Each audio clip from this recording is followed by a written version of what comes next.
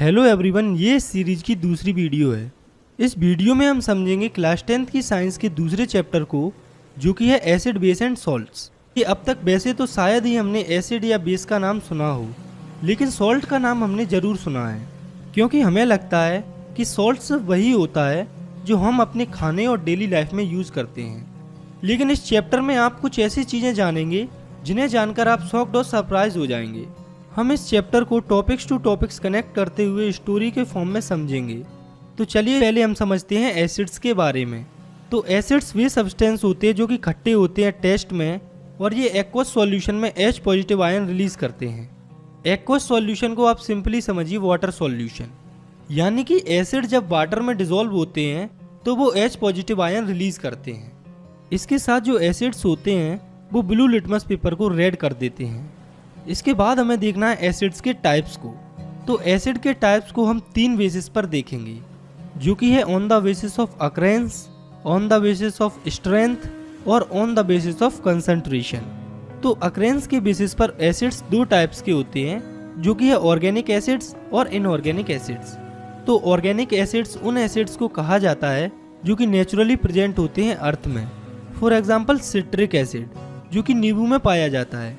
वहीं पर inorganic acid वो एसिड्स होते हैं जो कि अर्थ में नेचुरली प्रेजेंट नहीं होते, इन्हें हम खुद प्रिपेयर करते हैं। For example hydrochloric acid HCl। ऐसे ही स्ट्रेंथ के बेसिस पर भी एसिड्स 2 टाइप्स के होते हैं, जो कि है स्ट्रॉन्ग एसिड्स और वीक एसिड्स। तो वो एसिड्स जो कम्प्लीटली डिसोसिएट हो जाते हैं, यानी कि ये पूरे घुल जाते हैं उसके एक्वस सॉल्यूशन में। एक्वस सॉल्यूशन के बारे में अभी हमने पढ़ा है कि ये वो सॉल्यूशन होते हैं जिसमें वाटर सॉल्वेंट होता है, यानी कि ऐसे सॉल्यूशन जिसमें वाटर ज़्यादा क्वांटिटी में प्रेजेंट होता है। तो कहने का मतलब है कि स्ट्रॉन्ग एसिड कम्प्लीटली डिसोसिएट हो जाते हैं एक्वस सॉल्यूशन में। या फिर स्ट्रॉन्ग एसिड्स को हम ऐसे समझ सकते हैं कि ऐसे एसिड्स जो एक्वस सॉल्यूशन में डिसॉल्व होने के बाद काफ़ी ज़्यादा क्वांटिटी में H पॉजिटिव आयन रिलीज करते हैं। For example hydrochloric acid HCl and sulphuric acid H2SO4। वहीं पर वीक एसिड्स वो एसिड्स होते हैं जो कि पूरी तरह से डिसॉल्व नहीं होते उसके एक्वस सॉल्यूशन में। या फिर हम कह सकते हैं वीक एसिड्स वे एसिड्स होते हैं जो कि एक्वस सॉल्यूशन में डिसॉल्व होने के बाद काफ़ी कम क्वांटिटी में H पॉजिटिव आयन रिलीज करते हैं। For example formic acid HCOOH and acetic acid CH3COOH। इसके बाद हमें देखना है एसिड का टाइप कंसंट्रेशन के बेसिस पर। तो कंसंट्रेशन के बेसिस पर एसिड्स 2 टाइप्स के होते हैं, जो कि है कंसंट्रेटेड एसिड्स और डाइल्यूट एसिड्स। तो यहाँ पर कंसंट्रेशन वर्ड एसिड्स की क्वांटिटी के लिए यूज़ किया गया है। तो कंसंट्रेटेड एसिड्स वे एसिड्स होते हैं जिनमें कि वाटर या कोई और सॉल्यूट काफ़ी कम क्वांटिटी में प्रेजेंट होता है, और ये काफ़ी गाढ़े होते हैं, और इसीलिए इन्हें प्योर एसिड्स भी कहा जाता है। For example concentrated hydrochloric acid. तो अगर कहीं पर कंसंट्रेटेड टर्म आ जाता है तो आपको समझ जाना है कि ये प्योर एसिड है। और वहीं पर डाइल्यूट एसिड्स वे एसिड्स होते हैं जिनमें कि सॉल्यूट या वाटर की क्वांटिटी थोड़ी सी ज़्यादा होती है, और ये नेचर में थोड़ी सी पतले होते हैं। For example dilute hydrochloric acid. Concentrated acids और डाइल्यूट एसिड्स को आप सिंपली ऐसे भी समझ सकते हैं कि कंसंट्रेटेड एसिड्स वे एसिड्स होते हैं जिनमें एसिड ज़्यादा क्वान्टिटी में प्रेजेंट होता है और वाटर कम। वहीं पर डाइल्यूट एसिड्स वे एसिड्स होते हैं जिनमें कि एसिड की क्वांटिटी कम होती है और वाटर की क्वांटिटी ज़्यादा होती है। आगे हमें देखना है डाइल्यूजन ऑफ एसिड्स। तो डाइल्यूजन ऑफ एसिड्स का मतलब है कि एसिड को पतला करना या फिर उन्हें डाइल्यूट करना, क्योंकि हम जानते हैं कंसंट्रेटेड एसिड जो कि काफ़ी गाढ़े होते हैं वो काफ़ी हार्मफुल और एक्सप्लोजिव होते हैं, इसलिए इन्हें यूज़ में लेने के लिए इन्हें डाइल्यूट बनाया जाता है। तो एसिड के डाइल्यूजन में, यानी कि उन्हें पतला करते टाइम हम एक कंटेनर में वाटर लेते हैं, फिर उसमें धीरे धीरे एसिड ऐड करते हैं, और हम ऐसा एक्सप्लोजन से बचने के लिए करते हैं, क्योंकि अगर हम वाटर में एसिड की जगह एसिड में वाटर ऐड करेंगे तो एक्सप्लोजन हो सकता है। तो एसिड्स को समझने के बाद अब हमें समझना है बेसिस को। तो बेसिस वो सब्सटेंस होते हैं जो कि बिटर यानी कि कड़वे होते हैं टेस्ट में, और ये एक्वस सॉल्यूशन में OH नेगेटिव आयन रिलीज करते हैं। यानी कि जब बेस को एक्वस सॉल्यूशन में डिसॉल्व किया जाता है तो वो OH नेगेटिव आयन रिलीज करते हैं। इसके साथ जो बेसिस होते हैं वो रेड लिटमस पेपर को ब्लू कर देते हैं। और बात करें बेसिस के टाइप्स की, तो बेसिस के टाइप्स को भी हम तीनों ऐसे तरीके से ही देखेंगे जैसे हमने एसिड के टाइप्स को देखा था। तो पहले है on the basis of occurrence. तो अकरेंस के बेसिस पर बेसिस दो टाइप्स के होते हैं, जो कि है ऑर्गेनिक बेस और इनऑर्गेनिक बेस। तो ऑर्गेनिक बेस वो बेस होते हैं जो कि नेचुरली अर्थ पर प्रेजेंट होते हैं, फॉर एग्जांपल पैराडीन। और इनऑर्गेनिक बेस वे बेस होते हैं जो कि नेचुरली अर्थ पर प्रेजेंट नहीं होते हैं, इन्हें हमें खुद प्रिपेयर करना पड़ता है, फॉर एग्जांपल सोडियम हाइड्रोक्साइड। इसके बाद हमें देखना है बेसिस के टाइप को स्ट्रेंथ के बेसिस पर। तो स्ट्रेंथ के बेस पर बेस दो टाइप के होते हैं, जो कि है strong base and weak base. तो स्ट्रॉन्ग बेस वे बेस होते हैं जो कि कम्प्लीटली डिसोसिएट हो जाते हैं एक्वस सॉल्यूशन में, या फिर ये वो बेस होते हैं जो कि काफ़ी ज़्यादा क्वांटिटी में OH नेगेटिव आयन रिलीज करते हैं जब ये एक्वस सॉल्यूशन में डिसॉल्व होते हैं, फॉर एग्जांपल सोडियम हाइड्रोक्साइड। और वीक बेस वो बेस होते हैं जो कि पूरी तरह से डिसॉल्व नहीं होते उसके एक्वस सॉल्यूशन में, या फिर हम ये भी कह सकते हैं कि ये वो बेस होते हैं जो कि काफ़ी कम क्वांटिटी में OH नेगेटिव आयंस रिलीज करते हैं उसके एक्वस सॉल्यूशन में, फॉर एग्जांपल NH3 अमोनिया। इसके बाद हमें देखना है बेसिस के टाइप को कंसंट्रेशन के बेसिस पर। तो कंसंट्रेशन के बेसिस पर बेसिस दो टाइप्स के होते हैं, जो कि है कंसंट्रेटेड बेस और डाइल्यूट बेस। तो कंसंट्रेटेड बेस वो बेस होते हैं जिनमें बेस की क्वांटिटी काफ़ी ज़्यादा होती है और वाटर की क्वांटिटी कम होती है, यानी कि ये गाढ़े बेस होते हैं, फॉर एग्जांपल कंसंट्रेटेड NaOH। वहीं पर डाइल्यूट बेस वो बेस होते हैं जिनमें बेस की क्वांटिटी काफ़ी कम होती है और वाटर की क्वांटिटी ज़्यादा होती है, फॉर एग्जांपल डाइल्यूट NaOH। यहाँ पर एक इम्पोर्टेंट बात है जो आपको याद रखनी है कि जितने भी बेसिस वाटर में सॉल्यूबल होते हैं उन्हें एल्कली कहा जाता है। तो सभी बेसिस तो वाटर में सॉल्यूबल नहीं होते हैं, लेकिन जितने बेसिस होते हैं वाटर में सॉल्यूबल उन्हें एल्कली कहा जाता है। इसका मतलब ये है कि सभी एल्कली बेस होते हैं लेकिन सभी बेसिस एल्कली नहीं होते हैं, और ये आपको याद रखना है, ये कई बार एग्जाम में पूछा जा चुका है। तो एसिड और बेस की प्रॉपर्टीज़ और टाइप्स तो हमने समझ ली। अब हमें ये देखना है कि हमें कैसे पता चलेगा कि पर्टिकुलर कंपाउंड एसिड है या बेस है। तो ये हमें पता चलता है इंडिकेटर्स की हेल्प से। तो इंडिकेटर्स ऐसे केमिकल सब्सटेंस होते हैं जो कि हमें बताते हैं कि जो सब्सटेंस हम टेस्ट कर रहे हैं वो एसिड है या बेस है, खुद अपने कलर या स्मेल में चेंज करके। ये जो इंडिकेटर्स होते हैं वो मेनली तीन टाइप्स के होते हैं जिन्हें हमें देखना है।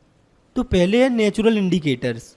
तो इनका हमें नाम से ही पता चल रहा है कि ये वो इंडिकेटर्स होते हैं जो कि नेचर में डायरेक्टली प्रेजेंट होते हैं, for example litmus, turmeric, ETC। तो जब लिटमस एसिड के कांटेक्ट में आता है तो वो रेड हो जाता है, और जब ये लिटमस बेस के कांटेक्ट में आता है तो ये ब्लू हो जाता है। और ऐसे ही जब टर्मरिक एसिड के कांटेक्ट में आती है तो वो येलो की येलो रहती है, और वहीं पर जब ये बेस के कांटेक्ट में आ जाती है तब ये रेड हो जाती है। इसके बाद इंडिकेटर्स का दूसरा टाइप है सिंथेटिक इंडिकेटर्स। तो ये वो इंडिकेटर्स होते हैं जो कि नेचर में नेचुरली प्रेजेंट नहीं होते हैं, हमें इन्हें खुद प्रिपेयर करना पड़ता है, for example methyl orange and phenolphthalein. तो ये जो मिथाइल ऑरेंज होता है वो ऑरेंज कलर का होता है, और जब भी ये एसिड के कांटेक्ट में आता है तो ये रेड हो जाता है, और जब ये बेस के कांटेक्ट में आता है तब ये येलो हो जाता है।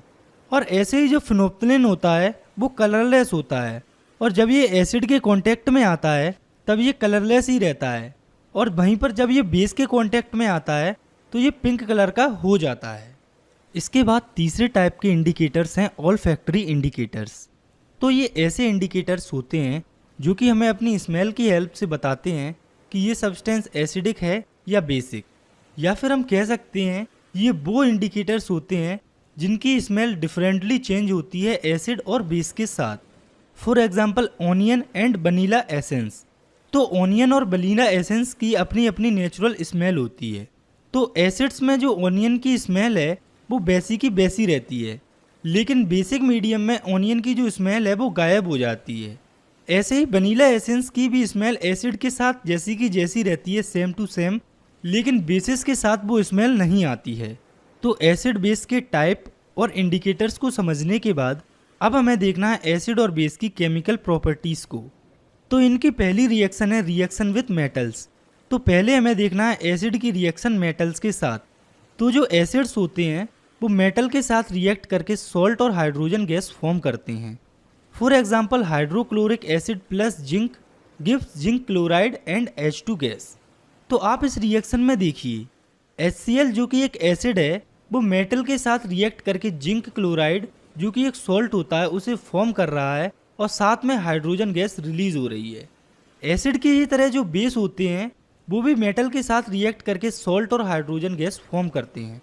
फॉर एग्जांपल सोडियम हाइड्रोक्साइड जो कि एक बेस होता है, जब वो रिएक्ट करता है जिंक के साथ तो सोडियम जिंकेट जो कि एक सॉल्ट होता है वो फॉर्म होता है और साथ में हाइड्रोजन गैस रिलीज होती है, जैसा कि आप इस रिएक्शन में देख सकते हैं। तो ये तो हमने देख लिया कि एसिड या बेस से रिएक्ट करने पर मेटल में सॉल्ट और हाइड्रोजन गैस फॉर्म होती है, लेकिन हम ये पता कैसे लगाएंगे कि इस रिएक्शन में हाइड्रोजन भी फॉर्म हो रही है, यानी कि हम हाइड्रोजन की टेस्टिंग कैसे करेंगे। तो ये जो हाइड्रोजन गैस रिलीज हो रही है इसका हम पता लगा सकते हैं बर्निंग कैंडल को हाइड्रोजन के पास लाके। जब बर्निंग कैंडल को हाइड्रोजन के पास लाया जाता है तो वो पॉप साउंड के साथ फट जाती है और हमें पता चल जाता है कि यहाँ पर हाइड्रोजन रिलीज हो रही है। इसके बाद है दूसरी केमिकल रिएक्शन जो कि है reaction with metal carbonates and metal hydrogen carbonate. तो जो एसिड्स होते हैं वो मेटल कार्बोनेट और मेटल हाइड्रोजन कार्बोनेट दोनों के ही साथ रिएक्ट करके सॉल्ट, कार्बन डाइऑक्साइड और वाटर फॉर्म करते हैं। इनके एग्जाम्पल्स भी हम देख लेते हैं। तो जब हाइड्रोक्लोरिक एसिड रिएक्ट करता है सोडियम कार्बोनेट से जो कि एक मेटल कार्बोनेट होता है तो NaCl सॉल्ट, कार्बन डाइऑक्साइड और वाटर हमें फॉर्म होते हुए दिखता है, जैसा कि आप इस रिएक्शन में देख सकते हैं। और ऐसे ही आप इस रिएक्शन को भी देखिए, इसमें हाइड्रोक्लोरिक एसिड रिएक्ट कर रहा है सोडियम हाइड्रोजन कार्बोनेट से जो कि एक मेटल हाइड्रोजन कार्बोनेट है। तो इस रिएक्शन में NaCl जो कि एक सॉल्ट है, कार्बन डाइऑक्साइड और H2O फॉर्म हो रहा है। तो आप देख सकते हैं कि एसिड्स मेटल कार्बोनेट और मेटल हाइड्रोजन कार्बोनेट दोनों के ही साथ सॉल्ट, कार्बन डाइऑक्साइड और वाटर फॉर्म करते हैं। तो एसिड्स की रिएक्शन तो आपने देख ली है मेटल कार्बोनेट और मेटल हाइड्रोजन कार्बोनेट्स के साथ, लेकिन जो बेस होते हैं वो रिएक्ट नहीं करते हैं मेटल कार्बोनेट और मेटल हाइड्रोजन कार्बोनेट्स के साथ। तो इस रिएक्शन में हमने देखा कि कार्बन डाइऑक्साइड गैस फॉर्म हो रही है। तो अब हम ये देखेंगे कि हमें कैसे पता चलता है कि यहाँ पर CO2 गैस निकल रही है। तो इसके लिए भी हम एक टेस्ट करते हैं जो कि है CO2 टेस्ट, जिसे लाइम वाटर टेस्ट भी कहा जाता है। तो इस टेस्ट में हम कार्बन डाइऑक्साइड गैस को लाइम वाटर जो कि होता है CaOH का होल ट्वाइस 2 उससे पास कराते हैं। तो आप देखिए जब लाइम वाटर से जो कि कलरलेस होता है उससे CO2 गैस पास होती है तो CaCO3 फॉर्म होता है जिसकी मिल्की अपीयरेंस होती है। फिर इस CaCO3 से जो कि एक वाइट प्रेसिपिटेट होता है उससे जब एक्सेस CO2 पास होती है तो ये CaCO3 यानी कि कैल्शियम कार्बोनेट कैल्शियम बाइकार्बोनेट में कन्वर्ट हो जाता है जो कि एक कलरलेस सॉल्यूशन होता है। और एक्सेस CO2 के पास होने से कैल्शियम कार्बोनेट की मिल्कीनेस गायब हो जाती है। तो आप देखिए इस रिएक्शन में लाइम वाटर जो कि कलरलेस होता है उससे CO2 पास होती है तो वो CaCO3 में कन्वर्ट हो जाता है जिसकी अपीयरेंस वाइट मिल्की होती है। फिर जब इस CaCO3 से एक्सेस CO2 पास होती है तो ये कैल्शियम कार्बोनेट में कन्वर्ट हो जाता है जो कि कलरलेस होता है।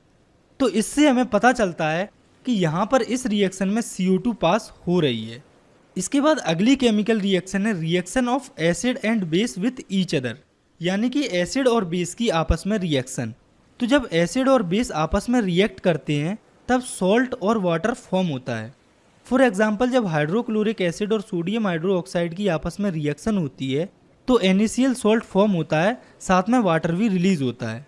और ये जो रिएक्शन होती है एसिड और बेस की आपस में सॉल्ट और वाटर फॉर्म करने के लिए इसे न्यूट्रलाइजेशन रिएक्शन कहा जाता है। और इस रिएक्शन में H पॉजिटिव और OH नेगेटिव आयंस इन्वॉल्व होते हैं वाटर की फॉर्मेशन में। इसके बाद अगली केमिकल रिएक्शन है reaction of metallic oxide with acids, यानी कि मेटल ऑक्साइड्स की रिएक्शन एसिड्स के साथ। तो ये जो मेटल की ऑक्साइड्स होती हैं वो बेसिक होती है नेचर में। For example magnesium oxide, calcium oxide etcetera. तो जब एसिड रिएक्ट करते हैं मेटल ऑक्साइड्स के साथ तो सॉल्ट और वाटर फॉर्म होता है। फॉर एग्जांपल हाइड्रोक्लोरिक एसिड जब रिएक्ट करता है कैल्शियम ऑक्साइड के साथ तो कैल्शियम क्लोराइड फॉर्म होता है जो कि एक सॉल्ट होता है और साथ में वाटर भी फॉर्म होता है। इसके बाद हमें देखनी है reaction of non metallic oxide with base, यानी कि बेस की रिएक्शन नॉन मेटेलिक ऑक्साइड्स के साथ। तो ये जो नॉन मेटल के ऑक्साइड्स होते हैं वो जनरली एसिडिक होते हैं नेचर में। तो जब बेसिस रिएक्ट करते हैं नॉन मेटालिक ऑक्साइड्स के साथ तो सॉल्ट और वाटर फॉर्म होता है। फॉर एग्जांपल जब कैल्शियम हाइड्रो ऑक्साइड रिएक्ट करता है CO2 से, जो कि एक नॉन मेटालिक ऑक्साइड होती है, तो कैल्शियम कार्बोनेट फॉर्म होता है जो कि एक सॉल्ट होता है और साथ में वाटर भी फॉर्म होता है। तो ये थी एसिड और बेसिस की कुछ केमिकल रिएक्शन जो कि हमें पढ़नी थी। इसके बाद आगे हमें देखना है what do all acid and bases has in common. तो पहले हम देखते हैं कि सभी एसिड्स में क्या कॉमन होता है। तो सभी एसिड्स में कॉमन ये है कि सारे के सारे एसिड में H पॉजिटिव आयंस होते हैं, लेकिन ये जो H पॉजिटिव आयंस की क्वांटिटी होती है वो अलग अलग एसिड्स में अलग अलग होती है। जैसे कि स्ट्रॉन्ग एसिड्स में ज़्यादा H पॉजिटिव आयन फॉर्म होता है, वहीं पर वीक एसिड में कम H पॉजिटिव आयन फॉर्म होता है। इसके साथ ये जो H पॉजिटिव आयन होता है यही रिस्पॉन्सिबल होता है एसिड के अंदर एसिडिक प्रॉपर्टीज़ के लिए। तो ये थी एसिड्स की सभी कॉमन चीज़ें। इसके बाद हमें देखनी है सभी बेसिस की कॉमन चीज़ें। जैसे सभी एसिड में H पॉजिटिव आयंस होते हैं, वैसे ही सभी बेसिस में OH नेगेटिव आयंस होते हैं, लेकिन ये जो OH नेगेटिव आयंस की क्वांटिटी होती है वो अलग अलग होती है अलग अलग बेसिस में। जैसे स्ट्रॉन्ग बेसिस ज़्यादा OH नेगेटिव आयंस प्रोड्यूस करते हैं, वहीं पर वीक बेसिस कम OH नेगेटिव आयंस रिलीज करते हैं। और ये जो OH नेगेटिव आयंस होते हैं यही रिस्पॉन्सिबल होते हैं बेसिस में बेसिक प्रॉपर्टीज़ के लिए। आगे हमें देखना है acid and bases in water solution, यानी कि एसिड और बेसिस को वाटर में डालने पर क्या होता है। तो एसिड्स में H पॉजिटिव आयंस होते हैं और जब इन्हें वाटर में डिसॉल्व किया जाता है तो ये H3O positive hydronium ion form कर लेते हैं। अब आप सोच रहे होंगे कि एसिड्स के अंदर तो H पॉजिटिव आयन होता है, लेकिन ये वाटर में जाकर H3O पॉजिटिव हाइड्रोनियम आयन क्यों फॉर्म करता है। तो ऐसा इसीलिए होता है क्योंकि H पॉजिटिव आयन अकेला एग्जिस्ट नहीं करता, इसलिए ये हाइड्रोनियम आयन फॉर्म कर लेता है। तो एसिड्स को वाटर में डिसॉल्व करने के बाद अब हम देखते हैं कि वाटर में बेसिस को डिसॉल्व करने पर क्या होता है। तो हम जानते हैं कि बेसिस के अंदर OH नेगेटिव आयंस होते हैं और जब इन्हें वाटर में डिसॉल्व किया जाता है तो ये Na पॉजिटिव और OH नेगेटिव आयंस में ब्रेक हो जाते हैं। आगे हमें समझना है काफ़ी इम्पोर्टेंट टॉपिक को, जो कि है यूनिवर्सल इंडिकेटर। तो ये काफ़ी इंडिकेटर्स के मिक्सचर होते हैं जो कि अलग अलग कलर शो करते हैं H पॉजिटिव आयंस की अलग अलग कंसंट्रेशन पर किसी भी सॉल्यूशन में। यूनिवर्सल इंडिकेटर्स हम कहते हैं pH को। तो pH होती है पावर ऑफ हाइड्रोजन या पोटेंशियल ऑफ हाइड्रोजन। तो pH एक स्केल के फॉर्म में होती है जो कि कुछ ऐसी दिखती है। pH स्केल में 1 से 14 तक नंबरिंग होती है और इस नंबरिंग की हेल्प से हम बता सकते हैं या पता लगा सकते हैं कि कोई भी सब्सटेंस एसिडिक है या बेसिक है या फिर सॉल्ट है। तो अगर किसी सब्सटेंस की pH वैल्यू 7 से कम है तो वो एसिडिक होता है, और अगर किसी सब्सटेंस की pH वैल्यू 7 से ज़्यादा होती है तो वो बेसिक होता है। वहीं पर अगर किसी सब्सटेंस की pH वैल्यू एग्जैक्टली 7 होती है तो वो सब्सटेंस न्यूट्रल या फिर सॉल्ट होता है। इसके साथ pH स्केल अलग अलग नंबर्स के लिए अलग अलग कलर शो करती है। यहाँ पर एक इम्पोर्टेंट बात जो आपको याद रखनी है कि किसी सब्सटेंस की pH वैल्यू जितनी कम होगी वो उतना ही स्ट्रॉन्ग एसिड होगा और वो उतना ही ज़्यादा रेड कलर शो करेगा। वहीं पर अगर किसी सब्सटेंस की pH वैल्यू जितनी ज़्यादा होगी तो वो सब्सटेंस उतना ही स्ट्रॉन्ग बेस होगा और वो उतना ही ज़्यादा डार्क ब्लू कलर शो करेगा। इसे हम और भी सिंपल तरीके से समझ सकते हैं कि जैसे अगर किसी सब्सटेंस की pH वैल्यू 1 से 3 के बीच में होगी तो वो स्ट्रॉन्ग एसिड होगा और उसका कलर रेड होगा, और अगर किसी सब्सटेंस की pH वैल्यू 3 से 6 के बीच में होती है तो वो वीक एसिड होता है और उसका कलर ऑरेंज या येलो के बीच में होता है। और अगर किसी सब्सटेंस की pH वैल्यू एग्जैक्टली 7 होती है तो वह न्यूट्रल होता है, यानी कि सॉल्ट होता है। pH स्केल में उसका कलर ग्रीन होता है। और ऐसे ही अगर किसी सब्सटेंस की pH वैल्यू 8 से 11 के बीच में होती है तो वो वीक बेस होता है और pH स्केल में उसका नॉर्मल ब्लू कलर आता है। वहीं पर अगर किसी सब्सटेंस की pH वैल्यू 11 से 14 के बीच में होती है तो वो स्ट्रॉन्ग बेस होता है और उनका कलर डार्क ब्लू या वॉयलेट टाइप का होता है। तो हमने pH स्केल और उसकी वर्किंग को अच्छे से समझ लिया है कि pH स्केल की हेल्प से हम कैसे पता लगा सकते हैं कि कोई भी सब्सटेंस एसिड है, बेस है या सॉल्ट है, या फिर वो स्ट्रॉन्ग एसिड है, वीक बेस है। ये सब कुछ हम पता लगा सकते हैं। लेकिन इसके साथ साथ जो pH होती है वो हमारी डेली लाइफ में भी काफ़ी इम्पोर्टेंट होती है और अब हमें उन्हीं इम्पोर्टेंस को देखना है।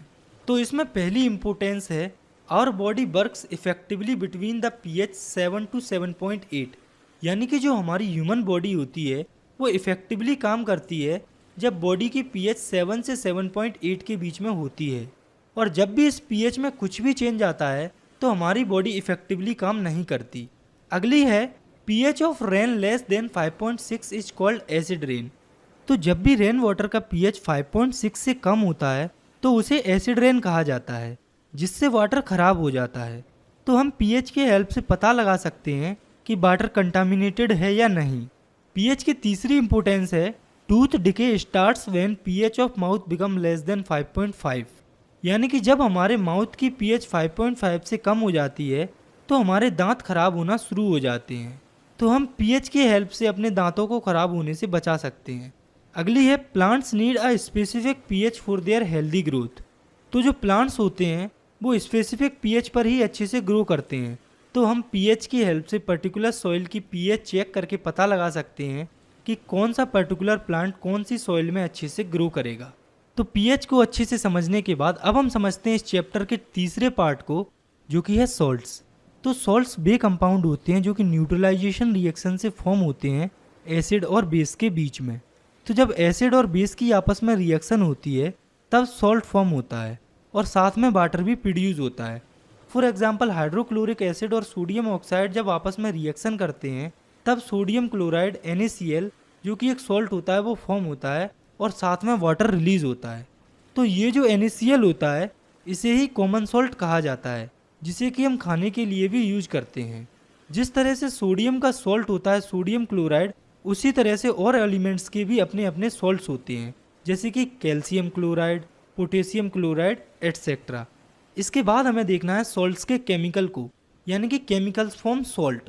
तो सॉल्ट के मेनली 5 केमिकल्स होते हैं, जो कि ये sodium hydroxide, bleaching powder, baking soda, washing soda और प्लास्टर ऑफ पेरिस, जिन्हें एक एक करके हमें समझना है। तो सबसे पहले है सोडियम हाइड्रोक्साइड। तो सोडियम हाइड्रोक्साइड को कॉस्टिक सोडा भी कहा जाता है। इसका फॉर्मूला होता है NaOH। इसके बाद है इसकी प्रिपरेशन। तो जब NaCl के एक्वस सॉल्यूशन में से इलेक्ट्रिसिटी को पास किया जाता है तो वो सोडियम हाइड्रोक्साइड और हाइड्रोक्लोरिक एसिड में डिकम्पोज हो जाती है। तो आप इस रिएक्शन में देख सकते हैं कि जब NaCl और वाटर में से इलेक्ट्रिसिटी पास होती है तब NaOH और HCl फॉर्म होता है। तो इसकी फॉर्मेशन को देखने के बाद अब हम देखते हैं इसके यूजेस को। तो सोडियम हाइड्रोक्साइड का यूज सोप्स और डिटर्जेंट बनाने में, पेपर मैन्युफैक्चरिंग करने में, ऑयल रिफाइनिंग में, PVC मैन्युफैक्चरिंग करने में, इसके साथ पेस्टिसाइड्स को बनाने में भी इसका यूज होता है। तो ये थे सोडियम हाइड्रोक्साइड के कुछ यूजेस। इसके बाद हमें देखना सॉल्ट्स के दूसरे कंपाउंड को, जो कि है ब्लीचिंग पाउडर। तो इस कंपाउंड का केमिकल नाम होता है कैल्शियम हाइपोक्लोराइड और इसका केमिकल फॉर्मूला होता है CaOCl2। और बात करें इसकी प्रिपरेशन की या फॉर्मेशन की, तो ये तब फॉर्म होता है जब क्लोरीन को ड्राई स्लेक्ड लाइम यानी कि CaOH के होल ट्वाइस से पास किया जाता है। तो ब्लीचिंग पाउडर या कैल्शियम हाइपोक्लोराइड इस रिएक्शन से फॉर्म होते हैं। तो आप देखिए इसमें कैल्शियम हाइड्रोक्साइड या ड्राई स्लेक्ड लाइम से जब क्लोरीन पास हो रही है तो ब्लीचिंग पाउडर और वाटर दोनों फॉर्म हो रहे हैं। इसके बाद है ब्लीचिंग पाउडर के यूजेस। तो इसको as a oxidising agent use किया जाता है केमिकल इंडस्ट्रीज़ में। इसके साथ इसका यूज पेपर मैन्युफैक्चरिंग करने में, कॉपर और लाइनिन की ब्लीचिंग में इंडस्ट्रीज़ के अंदर, और इसको एज अ डिसइंफेक्टेंट भी यूज किया जाता है ड्रिंकिंग वाटर के अंदर। यानी कि ये ब्लीचिंग पाउडर वाटर को इन्फेक्ट होने से बचाता है। इसके बाद है सॉल्ट्स का तीसरा कंपाउंड, जिसका नाम है बेकिंग सोडा। तो इसका केमिकल नेम होता है सोडियम हाइड्रोजन कार्बोनेट और इसका केमिकल फॉर्मूला होता है NaHCO3। और बात करें इसके फॉर्मेशन की, तो जब salt, water, carbon dioxide react करते हैं अमोनिया के साथ तब सोडियम हाइड्रोजन कार्बोनेट और अमोनियम क्लोराइड फॉर्म होता है। तो आप इस रिएक्शन पर नज़र डालिए, इसमें NaCl, H2O, CO2 और अमोनिया मिलकर सोडियम हाइड्रोजन कार्बोनेट NaHCO3 और अमोनियम क्लोराइड NH4Cl फॉर्म कर रही है। तो जो बेकिंग सोडा होता है वो काफ़ी इम्पोर्टेंट कंपाउंड होता है, इसलिए हम इसकी प्रॉपर्टीज़ भी जान लेते हैं। तो ये जो बेकिंग सोडा होता है वो काफ़ी सॉफ्ट होता है। इसका मेल्टिंग पॉइंट होता है 50 डिग्री सेल्सियस। इसके साथ ये बेसिक होता है नेचर में, लेकिन ये माइल्ड बेस होता है, यानी कि ये नॉन करोजिव बेस होता है। और जब इसे कुकिंग के दौरान हीट किया जाता है तो ये सोडियम कार्बोनेट Na2CO3 वाटर और कार्बन डाइऑक्साइड में डिकम्पोज हो जाता है। इसके बाद हम देखते हैं बेकिंग सोडा के यूजेस को। तो बेकिंग सोडा को कोल्ड ड्रिंक्स बनाने और फायर एक्सटिंजर बनाने में यूज किया जाता है। इसके साथ इसको एज अ इंग्रेडिएंट यूज किया जाता है एंटासिड में। तो हमने अभी देखा कि बेकिंग सोडा बेसिक होता है नेचर में, तो इसलिए हम इसको एसिड के इफेक्ट को न्यूट्रलाइज करने वाली मेडिसिन में एज अ इंग्रेडिएंट यूज करते हैं। इसका चौथा यूज है कि इसे बेकिंग पाउडर बनाने में भी यूज किया जाता है। ये बेकिंग पाउडर भी एक इम्पोर्टेंट कंपाउंड होता है, लेकिन अभी हम इसकी डिटेलिंग में नहीं जाएंगे, बस इतना देखेंगे कि ये फॉर्म कैसे होता है। तो जब भी बेकिंग सोडा में टार्टरिक एसिड को ऐड किया जाता है तो वो बेकिंग पाउडर में कन्वर्ट हो जाता है, और इस बेकिंग पाउडर का यूज ब्रेड्स और केक्स को सॉफ्ट एंड स्पॉन्जी बनाने में होता है। इसके बाद है सॉल्ट्स का चौथा केमिकल, जो कि है वॉशिंग सोडा। तो वॉशिंग सोडा का केमिकल फॉर्मूला होता है Na2CO3 10H2O, मतलब कि sodium carbonate with 10 molecules of water. तो इसकी फॉर्मेशन की प्रोसेस को समझने के लिए हमें पीछे जाना होगा। जब हमने बेकिंग सोडा की प्रॉपर्टीज़ में देखा था कि जब बेकिंग सोडा को हीट किया जाता है तो वो सोडियम कार्बोनेट, वाटर और CO2 में टूट जाता है। जो वॉशिंग सोडा होता है वो इसी प्रोसेस को फर्दर कंटिन्यू करने से फॉर्म होता है। तो जब ये सोडियम कार्बोनेट 10 वाटर मॉलिक्यूल्स के कांटेक्ट में आता है तो washing soda Na2CO3 10H2O form हो जाता है। इसके साथ इस वॉशिंग सोडा के काफ़ी इंपॉर्टेंट यूजेस होते हैं, जैसे कि ग्लास, सोप और पेपर इंडस्ट्रीज़ में इसका यूज होता है। इसके साथ घरों में एज अ क्लींजिंग एजेंट इसे यूज किया जाता है, और इसका सबसे मेन इम्पोर्टेंट काम है कि इसको वाटर की हार्डनेस को रिमूव करने के लिए यूज किया जाता है। लास्ट में हमें देखना है सॉल्ट्स के आखिरी केमिकल को, जो कि है प्लास्टर ऑफ पेरिस, जिसे POP भी कहा जाता है। इसका केमिकल फॉर्मूला होता है CaSO4 ½ H2O। तो जब जिप्सम को 100 डिग्री सेल्सियस पर हीट किया जाता है तो ये वाटर मॉलिक्यूल को लूज करता है और POP में कन्वर्ट हो जाता है। तो जिप्सम का फॉर्मूला होता है CaSO4 2H2O। तो जब इसे 100 डिग्री सेल्सियस पर हीट किया जाता है तो ये POP में कन्वर्ट हो जाता है। इसके बाद बात करें इसके यूजेस की, तो इसको सरफेस को स्मूथ बनाने में यूज किया जाता है। आपने अक्सर देखा होगा कि हम दीवारों पर पुटिंग करवाते हैं, तो वो पुटिंग में कुछ और नहीं बल्कि POP ही होती है। इसके अलावा इसको खिलौने, मूर्तियाँ, डेकोरेशन मटेरियल बनाने में यूज किया जाता है। इसके साथ इसको हॉस्पिटल में प्लास्टर के लिए यूज किया जाता है, फ्रैक्चर्ड बोन को सपोर्ट करने के लिए। तो आज की वीडियो में केवल इतना ही। मिलते हैं इस सीरीज की नेक्स्ट वीडियो में। आप चाहें तो